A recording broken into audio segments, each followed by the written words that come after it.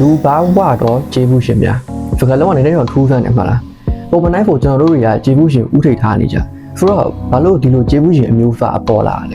ဲကျွန်တော်တို့မြန်မာလူမျိုးတွေကကျေးဘူးတရားကိုအလေးနဲ့ထားတဲ့လူမျိုးတွေလို့ပြောလို့ရတယ်အတန်းထဲမှာဘောပင်ငှားပေးတဲ့ကျေးဘူးကိုအဖအလေးနဲ့ထားကြတာဒါတွေမကတည်းဘူးကျေးဘူးရှင်ကိုကျေးဘူးမကမ်းဖို့နဲ့ကျေးဘူးရှိတဲ့လူကိုကျေးဘူးဖက်ဖို့ပါအတိတရားရှိရတယ်ဒီလိုကျေးဘူးတရားကိုတန်ဖိုးထားတဲ့ခံယူချက်ကကျွန်တော်တို့အဖစ်ဖစ်ကမ်းလှမ်းလာတဲ့အဖင်လာလို့ဖြစ်နေပြီဒါမှမဟုတ်တဲ့ခံယူချက်ပါဒါပေမဲ့ပြဿနာတစ်ခုတော့ရှိနေတယ်ပြဿနာကအဲ့ဒီကျေးဘူးတရားကိုတန်ဖိုးထားတဲ့ခံယူချက်မဟုတ်ဘူး။ဘာလဲဆိုတော့တကယ်ပြဿနာကလူတွေပဲ။ကျေးဘူးတရားကိုခုတုံးလုပ်ပြီးအမျက်ထုတ်တဲ့လူတွေပေါ့။အားလုံးသိတဲ့အတိုင်းကျွန်တော်တို့လူသားတွေကတခေပြီးတခေဉာဏ်ပညာအတွေးခေါ်တွေကတိုးတက်လာတာ။ဒါပေမဲ့အဖိုးနဲ့ကောင်ကအမြဲတမ်းတုံလွဲနေရကြီးပဲ။ဆိုတော့အကောင်ဘက်ကဉာဏ်ပညာအတွေးခေါ်တွေတိုးတက်လာတာရှိတယ်လို့အဖိုးဘက်ကဉာဏ်ပညာအတွေးခေါ်တွေလည်းတိုးတက်လာတာရှိတယ်။ဒီလိုမကောင်းတဲ့ဘက်ကလည်းဉာဏ်နဲ့တွေတိုးတက်လာတဲ့အမျှကျေးဘူးတရားကိုအတုံးချပြီးအမျက်ထုတ်တဲ့ကွက်တွေလည်းပေါ်လာတယ်။ကျေးဘူးမကန်းနဲ့ကျေးဘူးပြန်ဆက်ဖို့မမေးနဲ့ဒီဝတရားတွေကိုအတုံးချပြီးအာဏာတစ်ခုလိုဖြစ်အောင်ဖန်တီးပလိုက်တာဒီလိုနဲ့တစ်ဖက်လူကိုထိတ်ဆုပ်ခံဘဝရအောင်လုပ်လိုက်တာပေါ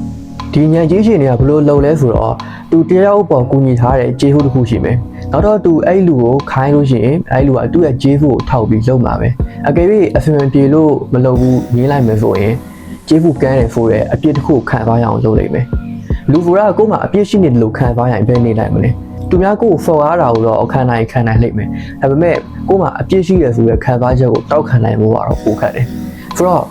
အဲ့ကျေးဘူးရှင်ခိုင်းသမျှကိုအဖင်မပြေလဲပြောလိုက်ရတာပေါ့ဒီလိုလူမျိုးကိုတွေ့ဘူးမှာပါကျေးဘူးအကျွေးလိုမှတ်ထားတဲ့လူမျိုးတွေသူတို့ကူညီခဲ့တာကတကယ်ဖိန်ဖေးနာနဲ့ကူညီခဲ့တာမဟုတ်ဘူးအပေးယူတဲ့ဘောမျိုးပတ်ဖန်ချေးတဲ့လူမျိုးရင်းနှီးမြုပ်နှံတဲ့လူမျိုးဒီဘောမျိုးနဲ့ပဲကူညီခဲ့တာ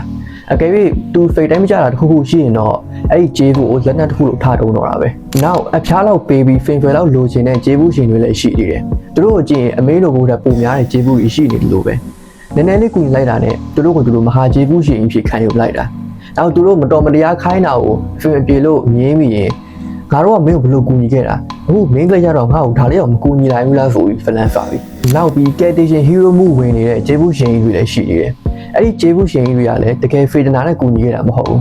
သူတို့တွေကလူတယောက်ကိုနည်းနည်းအပါကူညီလိုက်တာနဲ့သူတို့ကယ်တီရှင်ဖိတ်ယူဝင်သွားတာသူတို့နည်းနည်းပါကူညီလိုက်တဲ့လူကတခုခုကိုတိတိကျကျကြိုးပါပြီးအောင်မြင်သွားရင်လည်းမနာလိုဖိတ်တွေဝင်လာနေတယ်အဲ့ဒီမနာလိုဖိတ်နဲ့သူတို့ရဲ့ကယ်တီရှင်ဖိတ်ကြီးတစ်ခုပေါင်းသွားတဲ့အခါဒီကောင်ကြီးကဘာမှငါ့ကြောင့်ပဲလူဖြစ်သွားတာငါမရှိရင်ဒီကောင်ဘာမှဖြစ်လာမှာမဟုတ်ဘူးဆိုတဲ့စကားတွေထွက်လာတော့ဒီလိုနဲ့ကျေးဘူးရှင်အောင်ပဲဖာလန်ပါပြီနောက်အဆိုးဆုံးကျေးဘူးရှင်တစ်မျိုးရှိနေတယ်အဲ့ဒါကျေးဘူးရှင်ပန်းလူတွေပေါ့အနုပညာလက်ရမြောက်စွာနဲ့ manipulate လုပ်တဲ့ပန်းလူတွေပေါ့သူတို့အကူအညီတောင်းတာခိုင်းတာတစ်ခုခုကိုအဖင်မပြေလို့ငင်းပြီးလိုက်တာနဲ့မျက်နှာလေးညှို့တပြင်းတွေချသူကဒုက္ခတွေဖက်တွင်းပြီးတော့ငါပဲဖီတနာကြီးလွန်သွားတာပါငါတော့နေကိုမောင်နှမအရင်လို့ဒါမှမဟုတ်ညီကိုအရင်လို့ကူညီခဲ့တာရပါတယ်ငါပဲနောက်မှငါဒုက္ခခံလိုက်ပါတော့မယ်ဒီလိုစကားတွေကြားလိမ့်မယ်တို့တို့မျက်နှာတူနေရာမှာထားပြီးတစ်ဖက်လူဗီလီကတွင်လိုက်တာတွားနောက်လို့မရအောင်တကောတော့ဒရမာတွေဆိုတော့အခုကျွန်တော်ပြောခဲ့တဲ့လူမျိုးတွေကကိုယ်ကျေးဘူးတရားအတုံးချပြီး manipulate လုပ်လို့မရအောင်ဘယ်လိုလုပ်မလဲ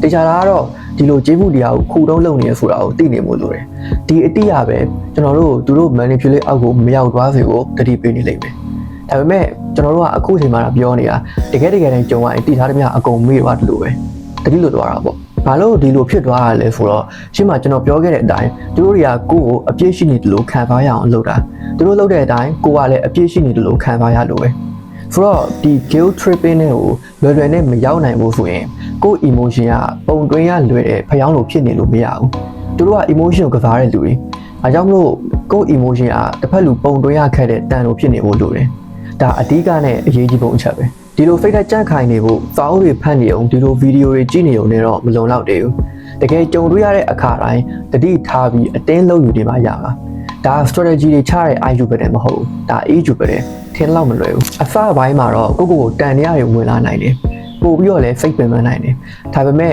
လုံးဝလက်မလျှော်ပါနဲ့အကြောင်းပြချက်တွေအများကြီးပေးပြီးစကားတွေအများကြီးပြောပါနဲ့လောက်ပါပြီးထည့်ပြီးလို့ဖြစ်သွားလိမ့်မယ်အဲ့ဒီစာမှန်အကန်အငင်းပါရန်တွေးရဲ့ပုံစံမဟုတ်ပဲသူတို့ manipulate ကကိုယ့်ပေါ်အလုံးမဖြစ်တဲ့ပုံစံနဲ့နေပါ